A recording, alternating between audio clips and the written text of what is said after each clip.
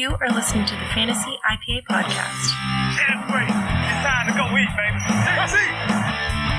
Your audio hangout for the latest intel, projections, and analytics. Hey, we are playing to win. I'm in a league of my own. Ain't ready for me. Visit us at fantasyIPA.com and follow us on Twitter at fantasy_IPA.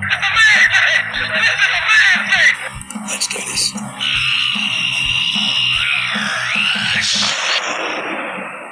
And welcome to a very exciting edition of the Fantasy IPA podcast, where we're kicking off a new series called the Fantasy Face-Off, where we're going to pit two of your favorite analysts in the fantasy football community and, talk about questions and try to bring fantasy information in a fun new way. So I do have Jamie Black, my regular co-host, with us on the line. Jamie, you want to say hi real quick? Tell them where to follow you.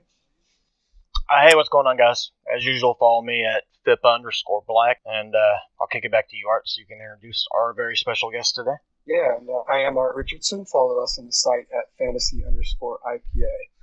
But yeah, as mentioned, we have two very, very special guests today, and very excited to bring our first competitors of the Fantasy Face-Off, Jake Seeley. Jake, do you want to say hi? Tell everyone where to find you? Yeah, absolutely. The first combatant and the first matchup. I like this. You follow me at Twitter, at AllinKid. I'm on rotoexperts.com, the Fantasy Sports Network. Every podcast that asks me, I say yes to pretty much. And that's why I'm here.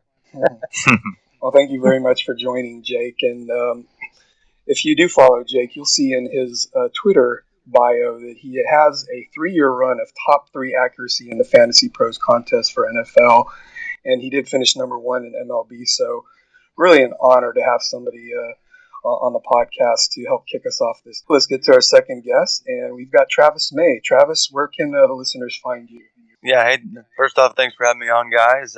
You can find me on Twitter at FF_TravisM. You can also check out, some of what I've been writing at thefantasyauthority.com, and I do some ranking over at the Dynasty Trade Calculator. That's dynastytradecalculator.com. So check those out. Just glad to be a part of it. We'll see how this goes. Yeah, we'll see how it goes. This is a kind of a new process for all of us. So I think hopefully at the very least we'll have some fun. So for the listeners, I wanted to frame up really what we're doing here. And the Fantasy Face-Off is a bracket-style tournament where we're going to pit analysts against each other to try to bring knowledge to the listening audience. So I think the biggest takeaway before we jump in is that while the competition and then the questions are going to be fun, really just trying to bring good information to the fantasy community in a different way. I'm going to frame up the competition here. And what it'll consist of is 3 rounds. The first 2 rounds are going to be alternate listing rounds where I'll give you guys a category, and we will rotate back and forth to see who can name the most players, teams, or other type of answer that fits into that certain category. Now, within each of the first 2 rounds, you will get 2 strikes. If at any time you get that second strike, that really opens up the door for your competitor to try to finish out the list, and they will be able to keep going until they get their second strike. At the end of the 2 rounds, we'll wrap up with our speed round where we're going to give you 25 seconds to answer 7 rapid-fire questions. So we're going to jump into the first question. Okay, question is around top fantasy-producing teams. In 2015, there were 13 teams that produced 3 or more top fantasy producers. The way we've defined top fantasy producers is a quarterback or tight end in the top 12, or a quarterback, tight end 1, or a running back or wide receiver in their top 24 for their respective position. So a running back 1 or 2. The answers are actually in PPR format, so keep that in mind. If you do name a team, you will have the opportunity to score a bonus point by naming the players that were produced from that team, i.e. if there's a team that has 3 fantasy producers in the tops, you name the team, you'll get a point. And then secondly, if you're able to name those 3 players, you'll get a bonus point. There will be no strikes for the bonus point attempt. by random draw, we're going to kick this one off, and we're going to give Travis the honors, and then Jake, you'll be able to start off round 2. So, Travis, do you have a guess for a team that produced 3 or more top fantasy producers? Yeah, I'm going to go with, I think, probably one of the easiest ones. Let's go with the Jaguars. Yes, the Jacksonville Jaguars, that is correct. So they did have 3 top fantasy producers, and Travis, go ahead and try to name all 3 to get that extra point. I'm going to go with Blake Bortles, quarterback, and the Allens, and Allen Robinson and Allen Hurns. Blake Bortles, Allen Robinson, and Allen Hurns is a correct answer. So Jake is on the board. Score. No pressure. No pressure. With 2 points there, Travis. All right, Jake, so the pressure's on. Travis jumps out to an early lead. Jake, what is your first guess? He took one of my 2 that I was going to go for first. That was the other easy one, I think, is Arizona. Arizona is correct. So Arizona did have 3 top fantasy producers. Jake, please try to name those 3 players to get that bonus point. I don't need to try. Carson Palmer, David Johnson, Larry Fitzgerald. 2 out of 3. Yeah, so this is actually one of the questions where we're going to have a break where we're going to try to get some of your opinions on these people. So you were right. Carson Palmer, David Johnson, Larry Fitzgerald. Now, Larry Fitz finished as the 7th wide receiver in PPR, although he did have some down stretches towards the end of the year. So, within that receiving core, we've got Michael Floyd, Larry Fitzgerald, and John Brown. So, which of the receivers are you guys taking first out of that receiving core? Let's start with. Go ahead, Jake. Yep. Sorry, I thought we were coming back to me because I said Arizona. So I will go first. Yep. I am actually taking Michael Floyd to tout my own article over at Roto Experts. My bold predictions was the fact that my bold prediction is Michael Floyd was going to be the best receiver on this team next year, and that being 2016, because I basically looked at the second half. I looked at the fact less targets, less receptions, yet more touchdowns, more yards than Larry Fitzgerald. And actually, if you look at the last 4 games, it wasn't even Larry Fitzgerald that was second to him. It was David Johnson that was second to him. So I'm really looking at the fact that we know Larry Fitzgerald is aging. There's so few at the age of 33 or older that do these type of productive seasons. I know, as you just mentioned, he was number 7, but I really think that Michael Floyd takes this step forward and takes over the receiving core this year. All right. How about you, Travis? Do you feel the same way? I'm actually going to credit one of the guys at the Fantasy Authority for kind of looking at the numbers and looking at Larry Fitzgerald a little bit closer. He did kind of look at an in split and out of split when looking at when David Johnson was the starter versus when he wasn't the starter, and how that affected Larry Fitzgerald's targets, his actual receptions, his total yardage, touchdowns, everything. And when David Johnson was the starter, that really, for some reason, had a direct effect on Larry Fitzgerald's total output. So I'm not sure if that's going to be a trend. Maybe it has something to do with Larry Fitzgerald being that big slot and some of those receptions going to dump offs to David Johnson. But I'm not a believer in Larry Fitz being as old as he is and repeating anything near top 7 or 8 PPR. So that really just leaves John Brown or Michael Floyd and Bruce Arians. And maybe it's just coach speak or whatever, but in the offseason, he was kind of talking about how John Brown, left quite a bit on the field still this year, and that was the case. John Brown had a couple of bad drops here and there on some big potential touchdown plays, and he wanted even more out of John Brown this year. So if they're going to get more out of John Brown and this year, I'm going to go with him. I think if he would have caught, I watched a couple bad drops that he had. If he just closed out a couple more, maybe we're looking at a completely different situation. So I think it's close, though. I like Michael Floyd and John Brown quite a bit. I think that's an excellent tandem moving forward in the future. But I think just by a hair for me this year, I'm going to go with John Brown. All right, thanks for that, guys. And I did look up their ADPs today on Fantasy Football Calculator. Floyd is going around 51, Fitz at number 60, and John Brown may be the best value, especially for somebody like Travis who believes in him at 71. So pretty interesting situation over there at the wide receiver in Arizona, but Arians can definitely support those fantasy producers. All right, so let's move on to your second guess, Travis. Who do you have for your second guess? I'm going to go with the Oakland Raiders. Oakland Raiders, very good. And they also had 3 top fantasy producers. So for a bonus point, can you name those 3? Yeah, that's probably Amari Cooper, Latavius Murray, and Michael Crabtree. Very good. So 2 more points for you, Travis.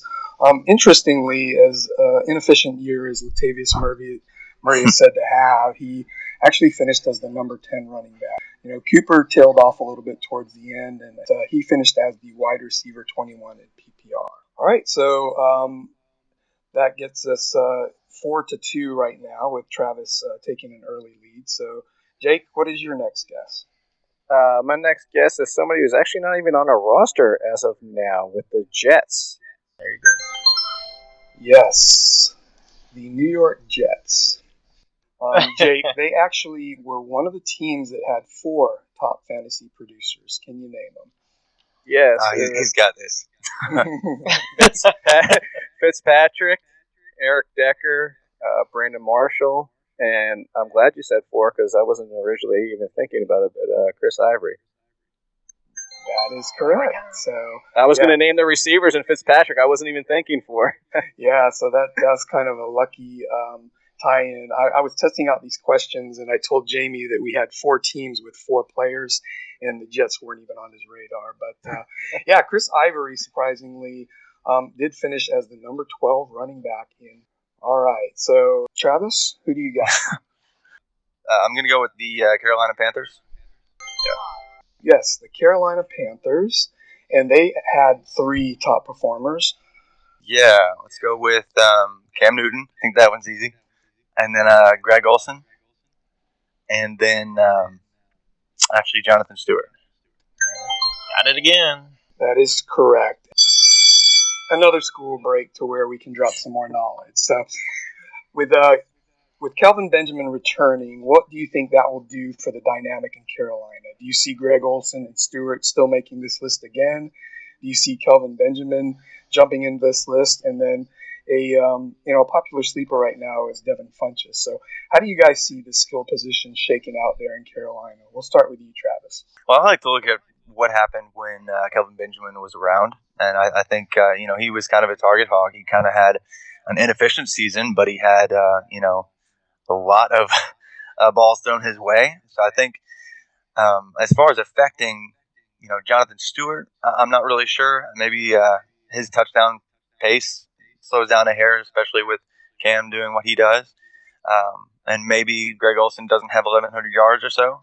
But I think Greg Olsen's still going to be the tight end one you can trust. I don't think it's going to be a massive impact. Maybe they take a look at Kelvin Benjamin's inefficiency and actually dial it back a notch, especially since they can actually trust Funchess a little bit now too. So it'll be interesting, but I don't think it'll have too much effect. Maybe a slight effect, but not drastic to where you don't want to take Jonathan Stewart or you don't want to take Greg Olsen. I think for everybody who's worried about Greg Olsen's never really been the touchdown guy anyway. He's always done his numbers in fantasy-wise mostly by receptions and yards. So if Benjamin's back and he's their main red zone threat, I really don't think that changes much for his value. The only concern I have about Benjamin is this isn't the same team that he left. They do have Ted Ginn, they do have Devin Funchess. I still think he gets probably near double-digit touchdowns just because that's what he is. He's the best option they have in the red zone.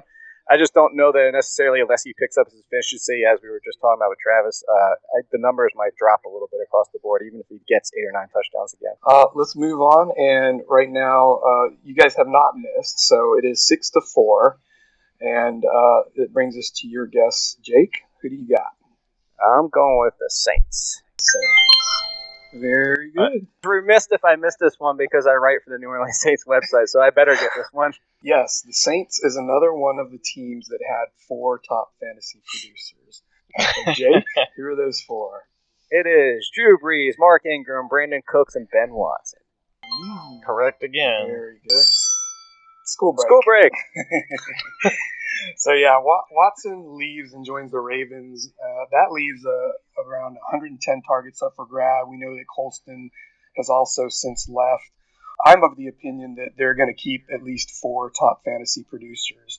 They added Kobe Fleener in the offseason. They drafted Michael Thomas. Willie Snead showed well in his sophomore season. But do you guys see them supporting 4? And if so, who jumps into this mix out of those? We'll start with you, Jake. I actually see them supporting 5. I really don't. I don't see a problem with this team. I talked about it in one of my articles. The fact that Drew Brees has 627 attempts the last 6 seasons, at least that many, and the 627 was last year when he missed a game. So I'm not worried about the balls going around. Michael Thomas, I think he steps into the Marcus Colston role. He can be a great red zone option for them. Kobe Fleener, I think people are a little too excited about Kobe Fleener because Ben Watson did his damage over the middle of the field, where Michael Thomas will do the same. That being said, I can see both of them getting 6 to 8 touchdowns each. And you know Brandon Cooks is going to do well. You know Mark Ingram's going to do well for as long as he's on the field. And then Willie Snead is really good after the catch. So I really think this is going to be a great offense. And that's not just because I write for the website. No, for me, it's really hard to guess how the targets are actually divvied up. But, I mean, you can't deny what Drew Brees has brought to the table year in, year out for forever. And I don't think he's going to just disappear this year and all of a sudden be awful. So, I mean, I don't know how many targets Fleener gets. I think that's interesting to me. I think if it depends on how they use Michael Thomas in terms of, them getting to 5, in this range. I'm not sure if it's going to be Snead.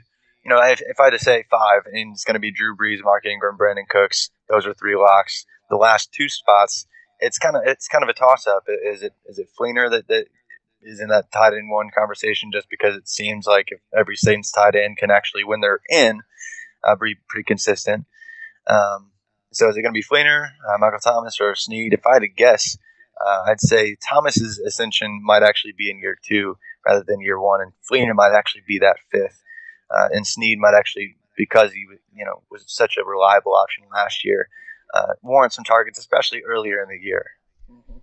Okay, I didn't have this down as an actual question, but based on the fact that you think there's going to be 5, do you see Drew Brees as being undervalued right now? Oh, yeah, I definitely think so. I think everybody's writing him off way too quick. He's one of my favorite quarterbacks to target at this point because we all try to wait on quarterbacks. But if you're going to give me Drew Brees in the 7th to 8th round, which I've seen him going at, and I'd even probably consider him in the 6th once I had a couple of running backs and wide receivers, the guy just is the fantasy producer every single season, even outside of last year. I mean, we're talking about somebody who was regularly finishing 1-2, 1-2, 1-2. So he's going to be in the top 5, and he has that top 2 potential. Yeah, I think the last time he wasn't a top 5, or not top 5, I think maybe his top 7 quarterback, he was actually a Charger. And it's been a while since he hasn't been elite. And so, and last year, it was supposedly a down year because he kind of had a slow start, had some shoulder issues early on. But he still bounced back. I can't even say it. I can't even really call it bouncing back, but because he wasn't awful to begin with, but finished, I think it was 6th overall last year. So if it's a down year and he's finishing 6th, yeah, I'm okay taking him right about where he's going. Yep, and you nailed it on the spot. He did finish 6th under Cam. Nice. He finished 6th in 15 games, not to mention. That's incredible. All right, so good stuff there, guys. That brings us back to you, Travis. What is your next guess? It's going to get harder as we go along, but I think I don't feel as safe about this one, but I think the Buccaneers. That is right. Ooh, Yeah. I didn't want. That was a dicey one. I was going to go with Travis. I wasn't sure. I wanted to get it out of the way now because I was going to think about it every round, and if it was one, I wanted to get it. So, the Tampa Bay Buccaneers. So they did have 3 top fantasy producers. Can you name them? yeah, this is why I wasn't sure, but it's Doug Martin and Mike Evans and Charles Sims. Barely. There you go. Got it. Yeah, Charles Sims was a tricky one there. He actually finished 17th. Doug Martin 4th. Yeah. Mike Evans, surprisingly, on a down year, he did finish 23rd. So very good there, Travis. All right, you guys are on a roll. Jake, who's your next guess? I was saving this one for a little while. I think I might have to go to it now. I'm going to say Detroit Lions. That's going to be my next answer. So this was one of the 4 teams, and this was a surprise to me, too, that they had 4. So Who are those four, Jake? See, I thought I was being. I mean, I think I know who the fourth one is by default, but I thought I was being sneaky because I figured one of the three was Theo Riddick, and that was the sneaky part of it. Calvin Johnson, Matthew Stafford. So I guess Golden Tate. I wasn't going to say Golden Tate. I guess he made the top 24.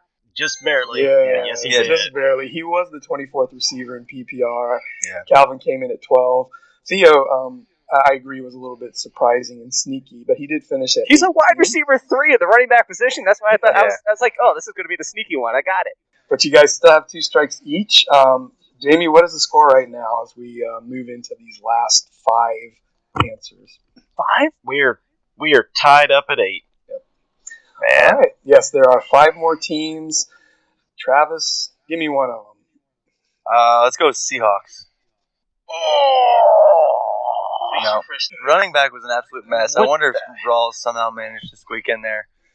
Yeah, Jamie, do you have where Rawls finished? But if you don't mind looking that up. But yeah, the Seattle Seahawks, as you know, Russell Wilson blew up towards the end of the year. He finished number 3. Doug Baldwin. And Doug Baldwin finished number Easy. 10 on the strength of a good second half. Yeah. But, Rawls did not play the whole year. Do you have where he finished, Jamie? 36th. Man. So Not even close. Well, it's because of the PPR format and only 13 games, so he didn't do a whole lot in the passing game, and he only played 13 games. So Yeah, and then a lot of those games, Marshawn was getting the heavy work. So you've got your first strike, Travis. There you go, Jake. That's your chance. Now's your chance, man.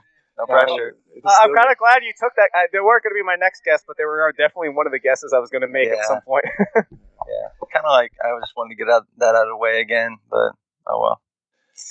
All right. Jake, who you got? I am actually going to go with somebody who I've been talking about nonstop, it seems, for like the past 2 weeks at running back for his team. So I'm going to go with Cincinnati. Jake, another gift and curse, Jake. Wait, it's 4?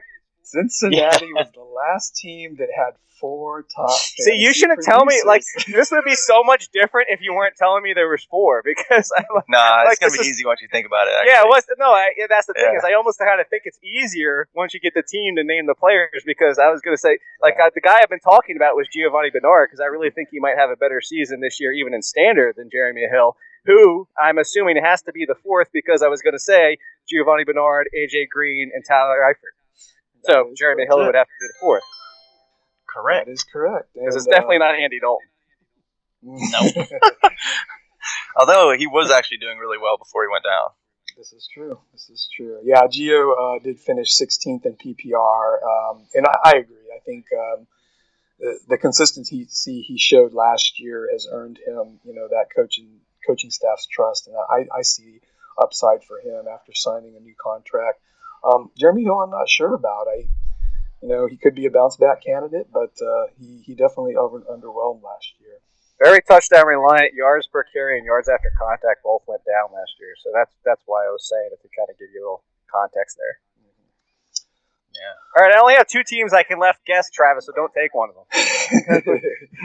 Yes, Travis, pressure's on with 1 strike.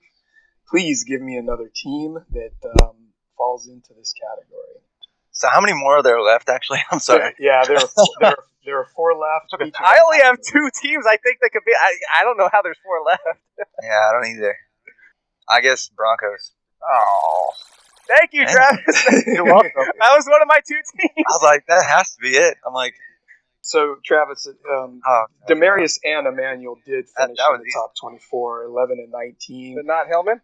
Hillman barely missed. Let me see. I'll pull it up and tell you exactly. That's where I was going, Travis. Hey, you saved me. man. Well, you're welcome. Hillman finished 25th. Ooh, Oh, look at that. Man. I think you get a half point, Travis.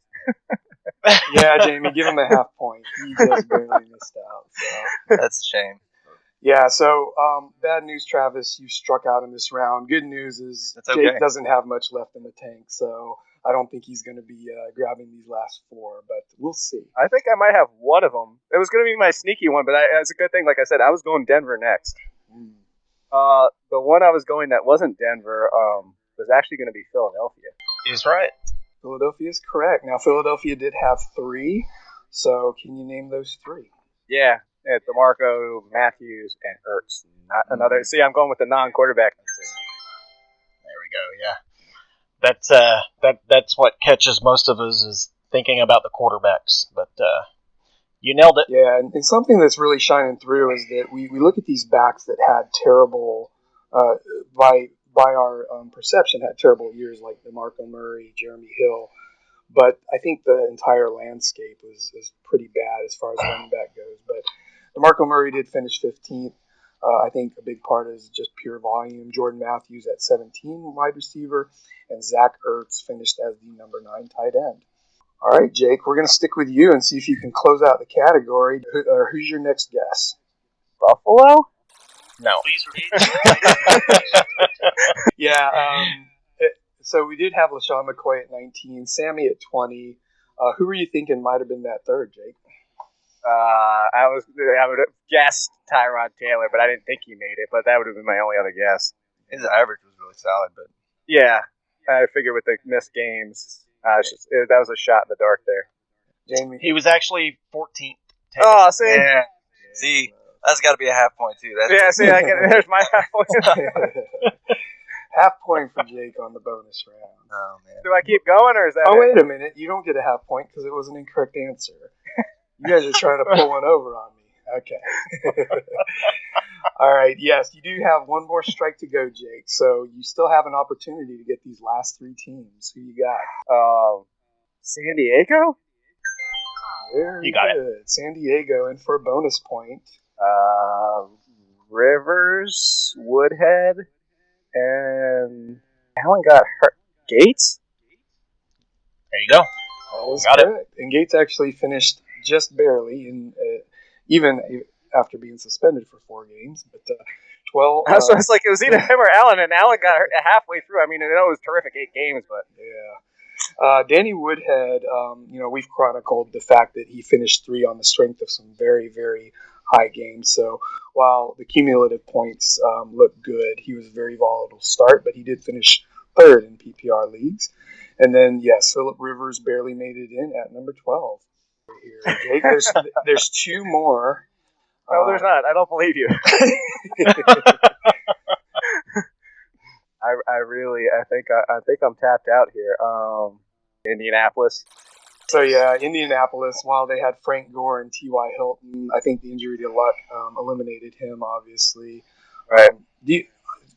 Jamie, do you see where Dante Moncrief finished? Well, he finished 36th. So The entire fantasy football community is drafting him like he did a lot more than that. Mm-hmm. yeah, Yeah, I think the departure of Andre Johnson theoretically could open up some more targets for him. He's definitely got the measurables. But all right, you guys want to hear who you missed? There are 2. Yeah, teams. I do. Look, can I get guess one just as a side one? Absolutely. Yeah, why not? The Packers. Yes. And that sneaky one that you're It's probably James thinking Starks. Oh, yes, it yeah, is. that's right. Well, to me, I think there's 2 sneaky ones in here. Because if you're thinking They have Randall 4? Cobb, no, there's 3. But if you're thinking Okay. Randall Cobb, he was No. not. I was going to say the 2 running backs and Aaron Rodgers. Yeah. No, James Starks, No. Aaron Rodgers, and Richard Rodgers. Oh. yeah. Yeah, Wow. he had 8 touchdowns, right? That's right. Absolutely Yeah. right. Yeah. All right. I think that was the hardest one for sure. Yeah, I think Richard Rodgers, of So- all the players, was the most surprising. What was the other one? Last one New- is going to be the New York Football Giants. Eli Odell and who's the third? Rashad Jennings. You will- Jennings made the Oh, top yeah. 24. He sure Yeah, did. He finished the season on a tear, He always Yeah, said and and that's exactly what he did. Yeah, I think He's- on the weight of, he did finish at number 22. He finished with 863 yards and I believe 40 receptions, if I have my. I liked him more before he stopped following me on Twitter. He was following me on Twitter because we both went to Liberty. I went to Liberty for a year and a half, and I actually wrote an article about him 2 years ago about how underrated he was, and he was following me. But then he unfollowed everybody except for 5 people, like the Giants' own foundation and stuff like that. And he sent me a DM. He was like, "Nothing personal. I'm just unfollowing everybody." But I was like, "It's still personal. He unfollowed me." So So very cool. That brings us to the end of round one. Very interesting little tidbits in there. Jamie, where's the score right now? Travis, 8, and we did give you that half. 8.5. Dude, don't. J- No, don't even. No, I'm good. but Travis, 8, Jake, you had 14. Yeah. Nice All and right. done. Travis, you can keep going first. You saved me, man. Yeah. Very nice. All right, so at the end of round one, we got Jake Seeley at 14 and Travis at 8. That's going to bring us to round two, where we've got another alternate listing type question. Now, this question is going to be geared more towards the wide receiver, and it's going to have a little bit of a longer range as far as the years go. But over the last 4 seasons, from 2012 to 2015, there have been 16 different players with 100 or more receptions in a single season. All right, with that being said, we're going to let Jake kick this one off. And Jake, between 2012 and 2015, name a receiver that logged a 100-plus reception season. Just one? Yep. I'll take the. Sorry, Travis. Antonio Brown. Yeah, Antonio Brown, each of the last 3 seasons, 2013 through 2015, progressing it with 110, 129, and 136. I don't necessarily see an end in sight there. But all right, Travis, who's your first guess? I'm gonna let's just say AJ Green. A few years back, he had like 178 targets. However, he has not quite hit 100 serious? receptions yet. Wow, he was really inefficient back then. Oh. Well, 2 years in a row, he had 97 and 98 receptions. Never quite hit 100. Well, there you go. You're welcome. Yeah. Yeah, I know. I was like, chalk it up. He got that one. All right, so that gives you strike one, Travis. Let's move back over to Jake. I was going to go sneaky, but screw that. I'm just going to go right back to last year and say DeAndre Hopkins. There's the school bell, so we're going to break down to drop some knowledge here. DeAndre Hopkins was new to this list in 2015. And between 2012, 2013, 2014, and 2015, we did have new players join this elite list of 100 receptions. So my question for you guys is, in 2016, who is that player most likely to join this group? We'll start with you, Jake. I'm going to take Travis's answer. AJ Green. Look, they just got rid of Marvin Jones. Well, not rid of, but they lost Marvin Jones, Mohamed Sanu. I actually like Tyler Boyd to do some damage as a rookie, but not enough. And with no Tyler Eifert for probably at least the first couple games, if not the entire first month, I wouldn't be surprised if he is the DeAndre Hopkins of this year. And then we can make Travis's answer right. Yeah, please do. And then we'll do this again next year. I'll be like, hey, remember that one time? Remember that one time I was like AJ Green? Yeah, then we'll give you a half point. So. Oh, man, thank you. All right, Travis, what do you think? Who do you think is going to join this list other than AJ Green? Other than AJ Green, oh man, let's just. I'm gonna go. Yeah, I mean, he probably will. Yeah, this will probably be the year unless you are a massive Sterling Shepard truther and think he's going to steal targets away or something. But I think Odell Beckham would be another easy answer. So yeah, I can definitely go. But for everybody that was listening, I was pointing to my Giants hat behind me for Travis. Yeah. Like, oh wait, we have video? No. Yeah, I think I might have an easier one, and obviously this depends on health. But Keenan Allen, who finished with I think 89 receptions in games, just ridiculous. So Well, keep in mind also, Beckham had 96 receptions last year and played 15 games, so he probably would have joined that list. Yeah, probably. Sparing Josh Norman. If he didn't smack Josh Norman around a little bit. Yeah, and going back to AJ Green, I do have him pulled up here, Travis, and you tend to flirt with the guys that just barely miss, because he had in 2013 he had a 98 catch season, and in 2012 he had a 97 catch season. Sounds about right. Yeah, both seasons though over 1,300 yards and 11 touchdowns. So definitely not an obvious miss there. So, all right, Travis, let's get you on the board in round 2. Who is your next guess? Let's just go with Julio Jones. How about that? Easy enough. Yeah. Yes. Thank goodness. Yeah, Julio Jones is a repeat offender here. In 2014, he had 104. And then coming off of a heavily targeted season and, that Shanahan system, Julio Jones did end up with 136 receptions last year. So Julio Jones is correct. That kicks us back over to Jake. Jake, who's your next guest? Back to 2015, Brandon Marshall. Yeah. Yep, Brandon Marshall. And, the amazing thing about Brandon Marshall is he's done it 6 times. And he's done it with 3 different teams. Yes, he has. Yeah. That's insane. Yes. The only team he did not do it with was the Miami Dolphins. So he did do it with Denver. He did do it with Chicago. And he did do it just recently with the New York Jets. So,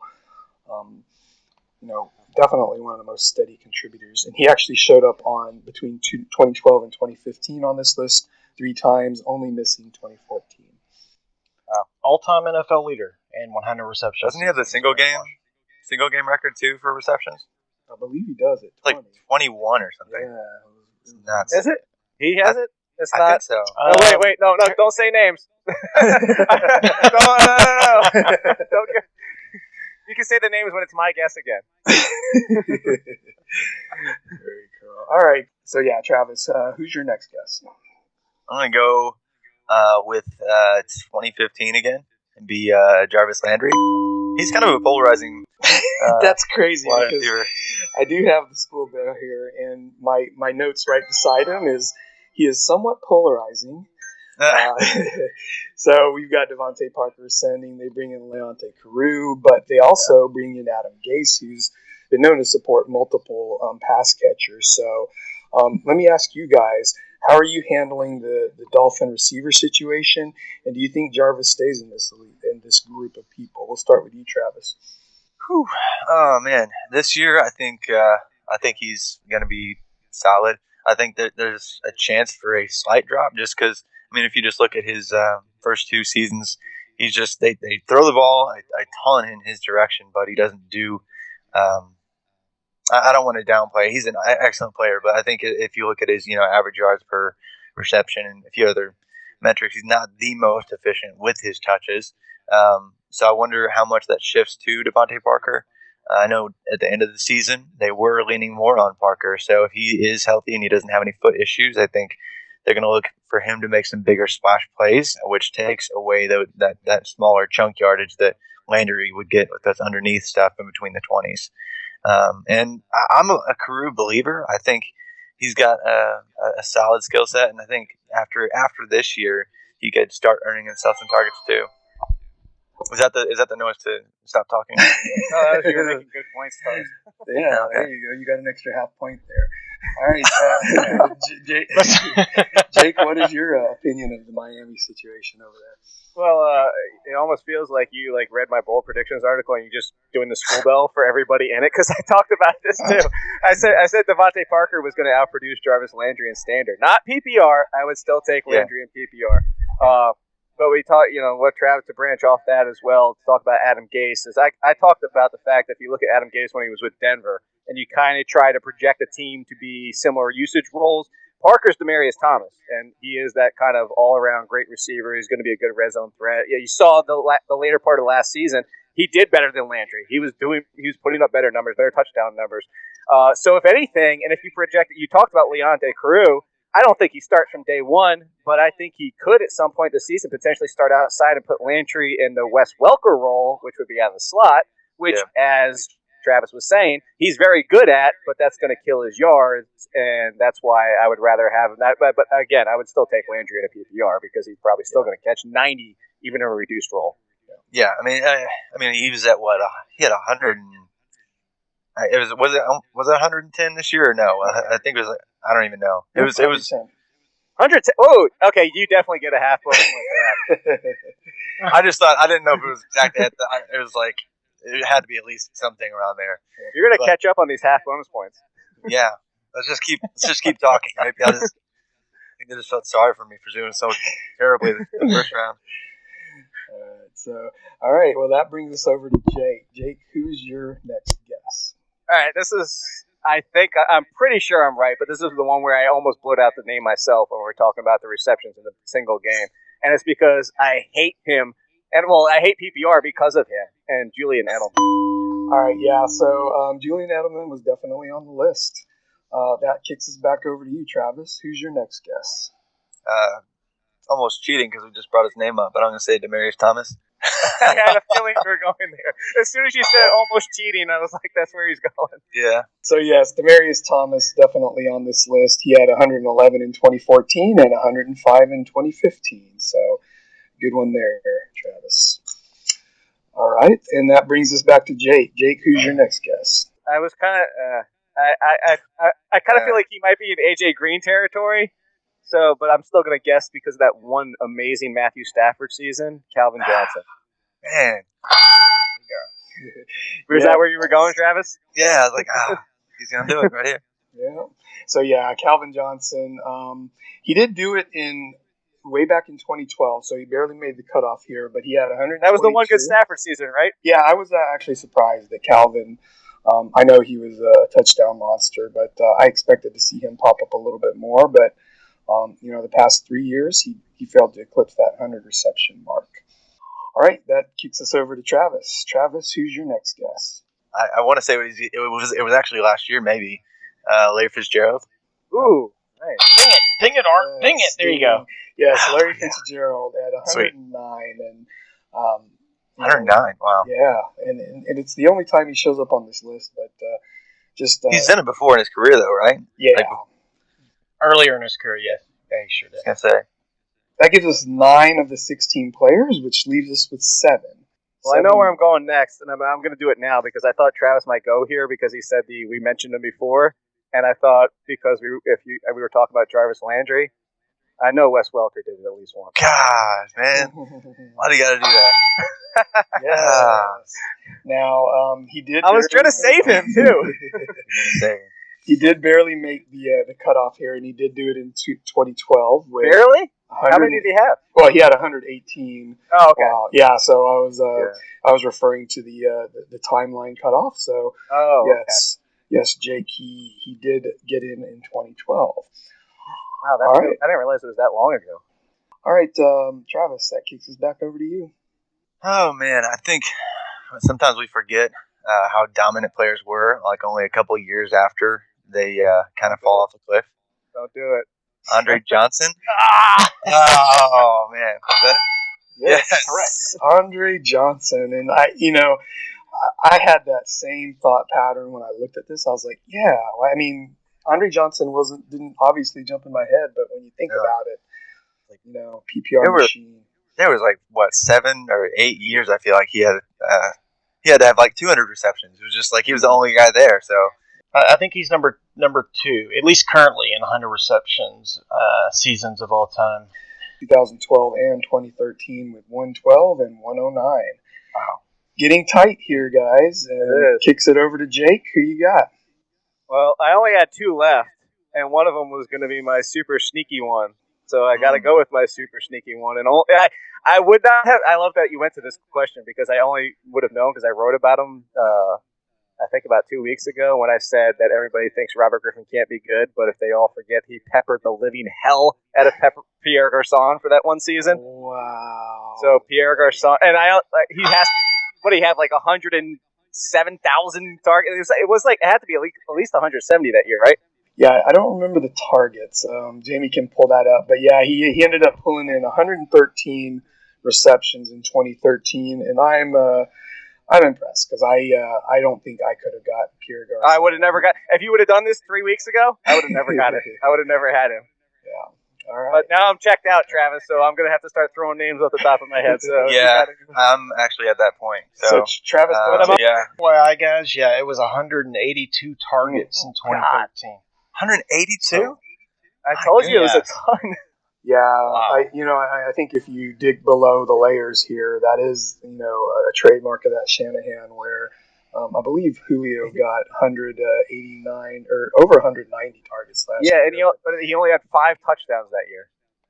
Of course. Hey, I have one note just on Julio because It'll be interesting if that's a trend, just like the TD percentage being way low on the primary receivers, even though they do get a lot of targets and receptions. Because I was noticing this when I was looking at quarterbacks this year, that Matt Ryan actually had his lowest TD percentage by over half a percentage point for his career, like ever, with Shanahan. Yeah. So, I mean, we'll see what happens, but I don't know. He's going to have to do pretty well this year. I mean, they didn't actually kill it last year outside of Julio Jones, and Sanu's not exactly a red zone guy, so yeah, that's a good point. So who knows what they're going to do there? Maybe Hooper. Austin Hooper. Yeah. There you go. Who knows? And yes, I am stalling because I'm thinking of names. Yeah, these Okay, next, anyway, next. I'm just going to throw it out there. Okay, go ahead. Just see. And it might be too far back. But Reggie Wayne, did he get one in there? Yes. Yeah. Wow. Reggie Wayne. Wow, that's a good one. Very nice, and that was another one that wasn't top of mind. But Travis, you nailed it. He did register with 106 in 2012. All right, Jake, who's your next guess? I'll guess and he's in my mind because you just brought it all up and it's probably wrong, but I'm going to say Roddy White before Julio got there. Roddy White was not one of the correct answers, so that gives you your first strike, Jake. I got to say thank you because I was going to guess that. Were you? Payback. See, this is what happens when you go first. There you go. You got it. There you go. Yeah, good news is he missed it. Bad news is there's 3 more that are very, very tough in my opinion. So okay, so you don't have a strike yet, do you? On this one, I'm surprised. I do. Oh, yeah, AJ Green. Remember that one time when I was like, "Hey, one time. One time. That was good times, guys. That was good times." In Peyton Manning's ridiculous 2014 season, I think that Emmanuel Sanders actually hit it. There you go.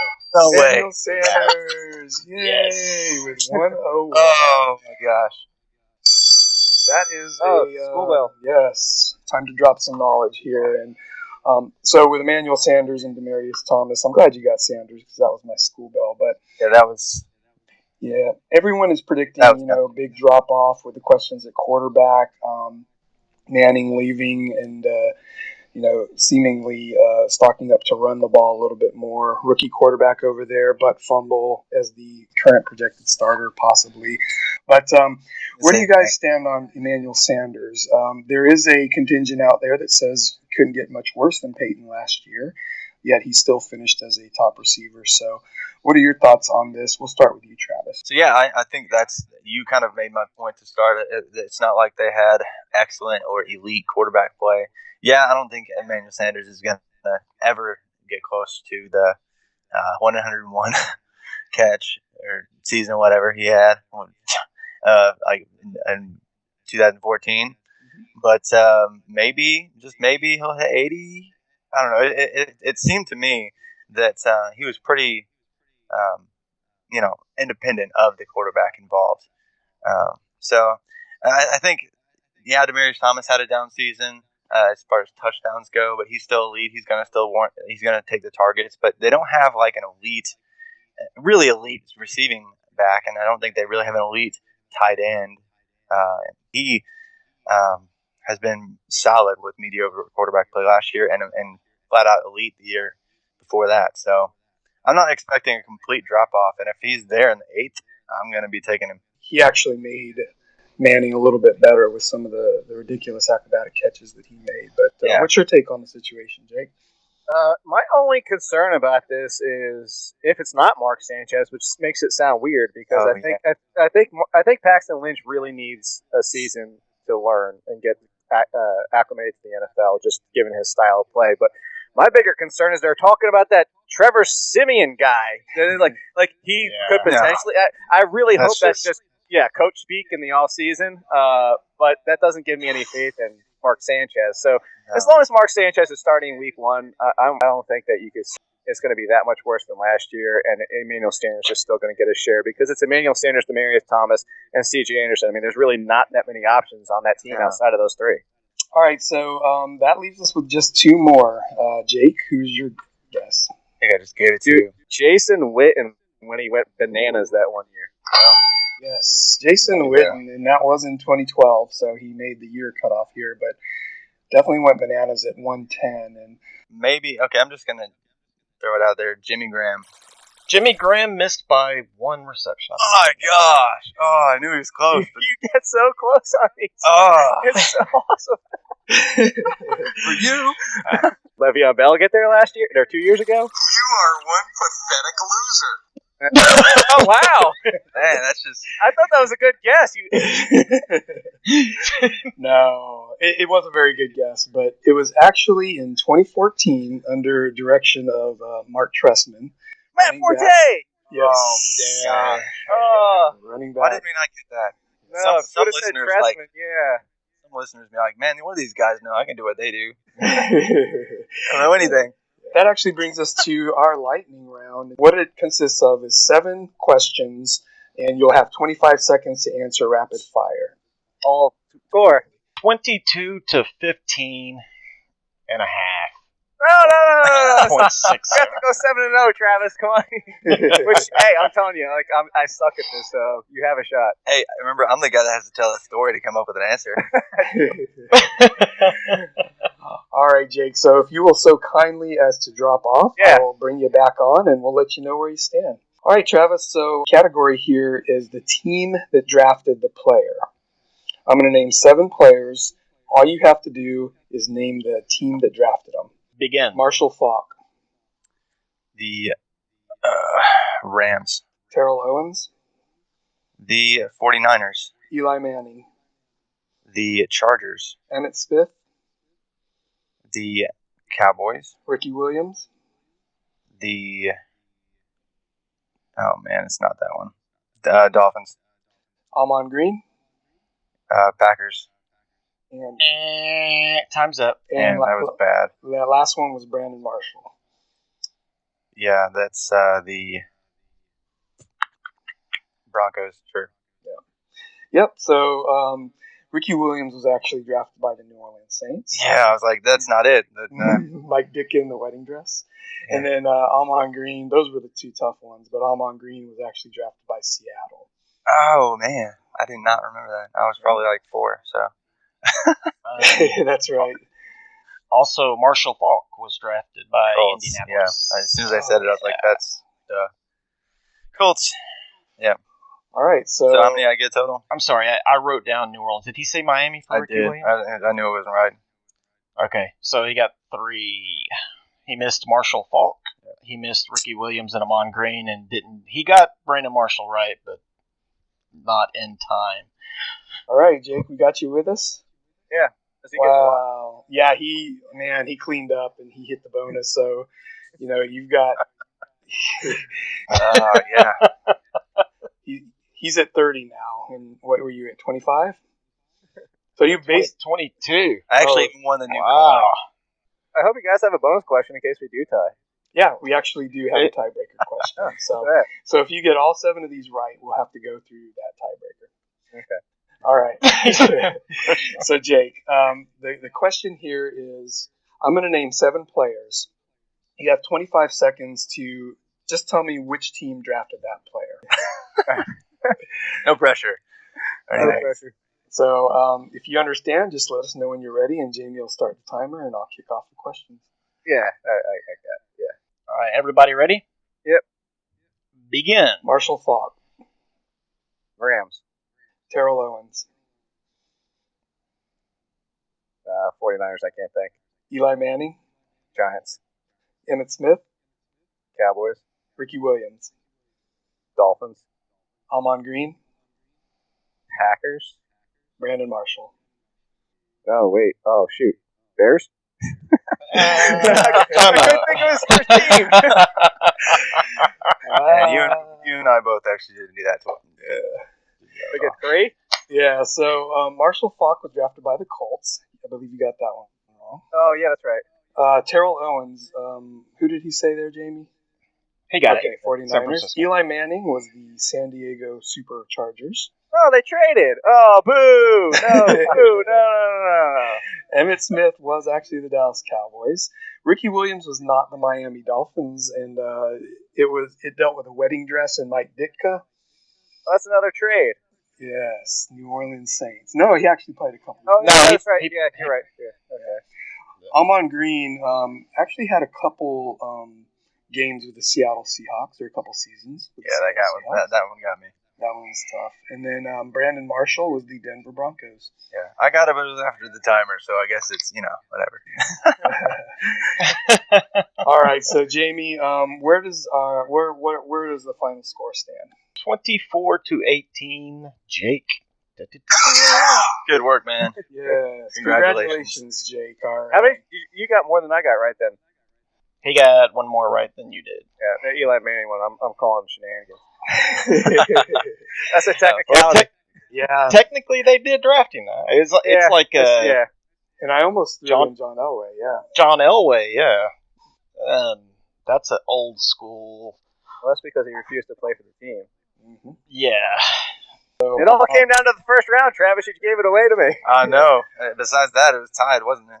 Yeah, I think so. It was. No, you actually. Well, outside of that, you beat me by one because you got me in the final round, and we tied the second round, right? You guys, the second and third round together, y'all tied. Yes. And he actually got Brandon Marshall. It was barely after the buzzer, so it was really close, very close. All right, so that's going to do it for the initial edition of the Fantasy Face-Off, brought to you by Fantasy IPA. Travis, Jake, can't thank you guys enough for being our first participants and taking part in this fun exercise. I'm going to throw it to you first, Jake. Any parting shots for the listeners? No, actually, this is a lot of fun. This is a lot more. This is going to sound probably not like a compliment, but it was a lot more fun than I thought it was going to be. It was kind of fun to rack your brain about these guys, and I actually I had a lot of fun. I enjoyed going against Travis here, and I think you could actually learn a decent amount from these questions. Yeah. Yes. Thank you for joining once again, Jake. And Travis, any parting shots for the audience? Well, hey, I just want to thanks for allowing me to join you guys tonight. And Jake, good luck to you in the next round. And to all my followers who are listening, I'm sorry. Don't give up on me. AJ Green for life. AJ Green for life. Next year. All right. Well, thank you guys once again. Can't tell you how appreciative we are for you helping us kick off this series. I know I had a lot of fun. I'm sure I speak for Jamie. But yeah, that'll do it for this initial edition of the Fantasy Face-Off. So thank you guys for listening, and until next time, make sure you get you some IPA. Adios. See you guys. Thank you for listening to the Fantasy IPA podcast. Visit us at fantasyipa.com and follow us on Twitter at fantasy_IPA. Hail to the king, baby. To the house, baby. Please subscribe and review at iTunes, Stitcher, or your favorite podcast provider. See you next time, and until then, make sure you get you some IPA. Come get some. Get some! Get some! Get some! We just want to say thank you for all the love. And we're out.